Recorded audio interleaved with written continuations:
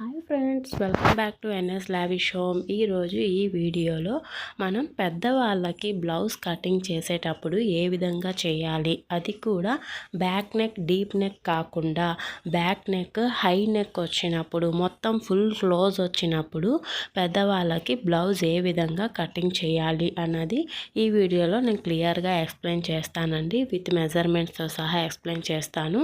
Side నేను measurements pick వేస్తాను, ఒకసారి వాచ్ చేసేయండి. అండ్ అలాగే నేను ఇక్కడ షోల్డర్స్ని 2 టైప్స్గా తీసుకున్నానండి. పెద్దవాళ్ళకి హై నెక్ కదా, సో షోల్డర్స్ మెజర్మెంట్స్ అనేది చేంజ్ అయిపోతాయి. సో అది ఏ విధంగా తీసుకున్నాను అన్నది ఎక్కడ స్కిప్ చేయకుండా చూడండి, మీకు నీట్గా అర్థమవుతుంది. స్కిప్ చేసినట్లయితే మీకు ఎక్కడ అర్థం కాదండి.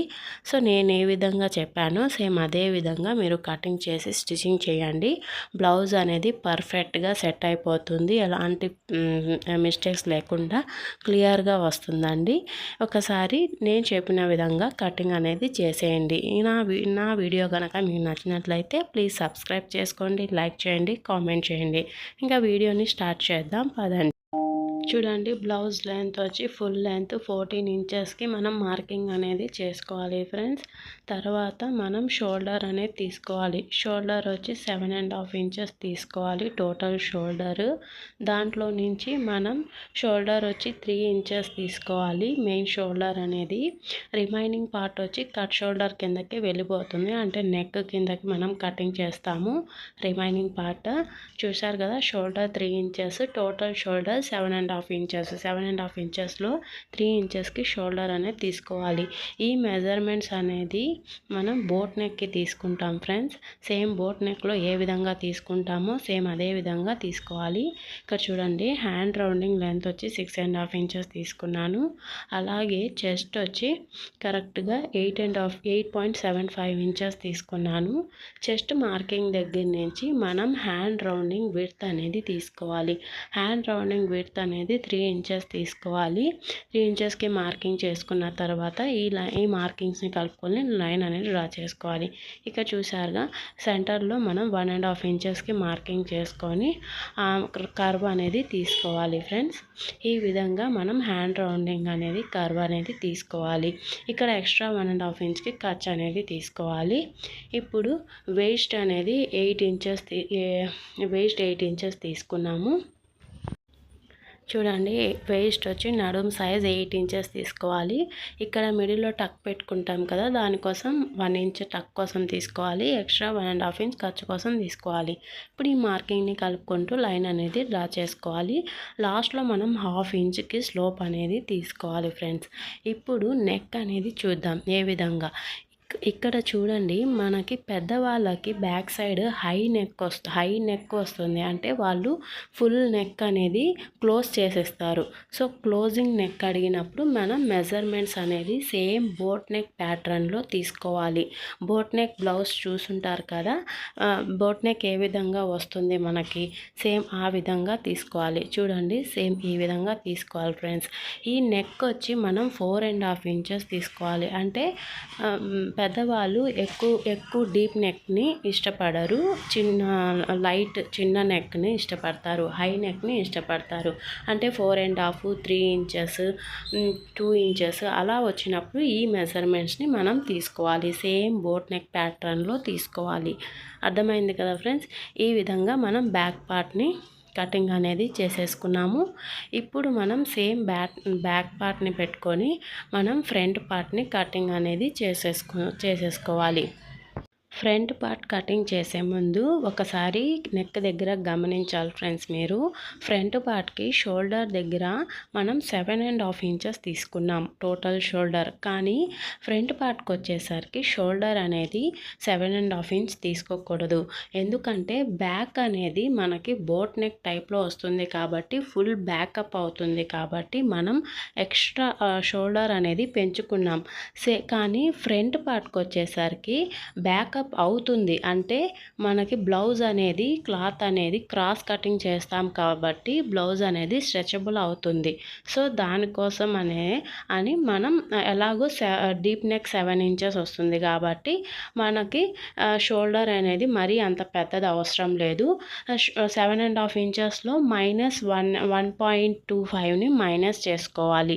అర్థమైందా? 1.25 మైనస్ చేసుకుంటే 6 ఇంచెస్ వస్తుంది. అంటే చూడండి, ఇప్పుడు నేను ఓవరాల్గా బ్యాక్ పార్ట్ డ్రా చేసుకున్న తర్వాత దాంట్లో నుంచి షోల్డర్లో నుంచి 1.25 ఇంచెస్ని నేను కట్ అనేది చేసేసాను, మైనస్ చేసేసాను. 6 ఇంచెస్ తీసుకున్నాను. షోల్డర్ టోటల్ 6 ఇంచెస్లో 3 ఇంచెస్ని షోల్డర్ తీసుకున్నాను. తర్వాత హ్యాండ్ రౌండింగ్ లెంత్ అనేది 6.7 ఇంచెస్ తీసుకున్నాను. సేమ్ ఇప్పుడు మిగతా రిమైనింగ్ పార్ట్ మొత్తం మనం బ్యాక్ పార్ట్కి ఏ విధంగా తీసుకుంటామో measurements, chest, hand rounding, width, waste అది ఏ విధంగా తీసుకుంటామో సేమ్ అదే విధంగా తీసుకొని మనం మెజర్మెంట్స్ అనేది డ్రా చేసుకోవాలి. చూడండి, ఇక్కడ నేను ఏ విధంగా చేస్తున్నానో సేమ్ అదే విధంగా మీరు కటింగ్ చేయండి. ఏం లేదు ఫ్రెండ్స్, పెద్దవాళ్ళకి మనలాగా మనం డీప్ నెక్ వేసుకుంటాం. బ్యాక్ పార్ట్ డీప్ నెక్ వేసుకున్నప్పుడు షోల్డర్ అనేది అంత పెద్దది అవసరం లేదు.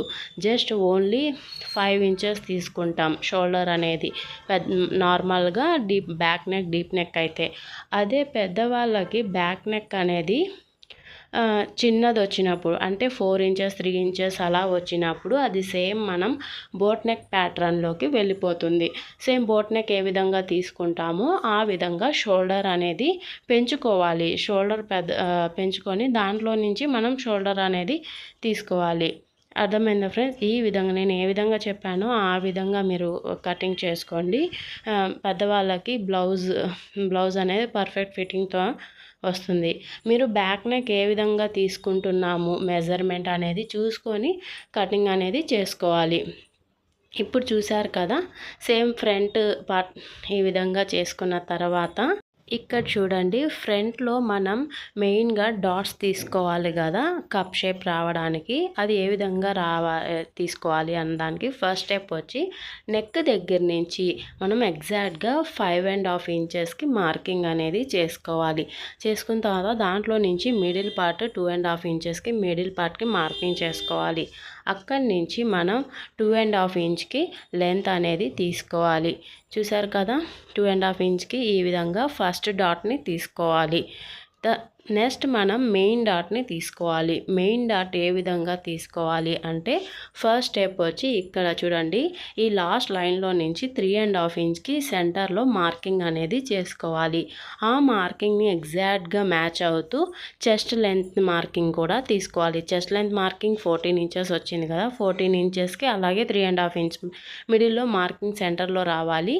ఇక్కడ నుంచి మనం మెయిన్ డాట్కి లెంత్ అనేది 2.5 ఇంచెస్ తీసుకోవాలి. చూడండి, ఈ 2.5 తీసుకున్న తర్వాత అటు 1.5 ఇంచ్ ఇటు 1.5 ఇంచ్కి మనం మార్కింగ్ అనేది చేసుకొని ఈ మార్కింగ్స్ని కలుపుకుంటూ సెకండ్ డాట్ మెయిన్ డాట్ అనేది తీసుకోవాలి. చూసారు కదా, ఈ విధంగా మెయిన్ డాట్ని తీసేసుకోవాలి ఫ్రెండ్స్. తర్వాత మెయిన్ డాట్ నుంచి ఎగ్జాక్ట్గా ఆర్మ్ హోల్ కర్వ్ దగ్గర మనం థర్డ్ డాట్ని ఎగ్జాక్ట్గా సెంటర్లోకి వచ్చేటట్టు చూడండి, ఏ విధంగా నేను చూపిస్తున్నానో ఆ విధంగా మనం ఎగ్జాక్ట్గా 3 ఇంచెస్కి మనం మార్కింగ్ అనేది పెట్టుకోవాలి. ఇది థర్డ్ డాట్ వచ్చేసింది కదా, 3 డాట్స్. ఇప్పుడు ఫోర్త్ డాట్ చూడండి. ఈ ఫోర్త్ డాట్ అనేది కంపల్సరీ కాదు, ఎవరి చాయిస్ వాళ్ళది. తీసుకునే వాళ్ళు తీసుకోవచ్చు, లేని వాళ్ళు స్కిప్ చేయొచ్చు. కానీ తీసుకుంటే కప్ షేప్ అనేది కరెక్ట్గా నీట్గా వస్తుంది ఫ్రెండ్స్. నేనైతే తీసుకుంటున్నాను. ఇది చూడండి, ఇక్కడ మెయిన్ డాట్లో ఇక్కడ చూడండి, మెయిన్ డాట్ మనం స్టిచ్చింగ్ చేసేటప్పుడు క్లాత్ అనేది ఇక్కడ తగ్గిపోతుంది. సో చాలా తగ్గిపోకుండా క్లాత్ అనేది మనకు రావడానికి లాస్ట్లో మనం 1.5 ఇంచ్ని ఎక్స్ట్రా క్లాత్ అనేది తీసుకోవాలి. చూసారు కదా నేను ఏ విధంగా మార్కింగ్ చేస్తున్నానో సేమ్ అదే విధంగా. ఇప్పుడు ఈ లాస్ట్లో మనం 3 ఇంచెస్కి మార్కింగ్ చేసుకొని నేను చూపిస్తున్నాను కదా, ఈ లైన్ ఇలా కర్వ్ అంటే మనం షేప్ బెల్ట్ యాడ్ చేస్తాం కదా, షేప్ బెల్ట్ కర్వ్ రావడానికి ఈ విధంగా మనం లైన్ కోసం మనం లాస్ట్లో 3 ఇంచెస్కి మార్కింగ్ చేసుకొని ఈ కర్వ్ అనేది తీసుకోవాలి. ఇప్పుడు అర్థమైంది కదా ఫ్రెండ్స్. తర్వాత లాస్ట్లో ఫోర్త్ డాట్ అనేది అది మీ ఇష్టం ఫ్రెండ్స్, తీసుకుంటే తీసుకోండి లేదంటే లేదు. చూసారు కదా, ఈ విధంగా మనం ఫ్రంట్ పార్ట్ని కటింగ్ అనేది చేసేసుకోవాలి. ఇప్పుడు మనం స్లీవ్స్ కోసం మెజర్మెంట్స్ తీసుకుందాం. స్లీవ్స్ కోసం నేను క్లాత్ని ఈ విధంగా హాఫ్కి ఫోల్డింగ్ చేశాను ఫ్రెండ్స్. ఎందుకంటే మనకు లెంత్ అనేది సరిపోదు, హ్యాండ్ విడ్త్ అనేది క్లాత్ అనేది సరిపోదు ఫ్రెండ్స్. అందుకని నేను మిడిల్లోకి ఈ విధంగా తీసుకోవాలి. మనకు టోటల్గా మనకు 10 ఇంచెస్ క్లాత్ అనేది విడ్త్ అనేది రావాలి.